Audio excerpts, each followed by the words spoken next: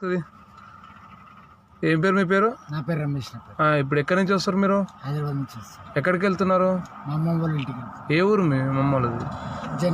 జనగాం నుంచి ఎత్తున్నా, అక్కడ లింగపురం పోవాలి.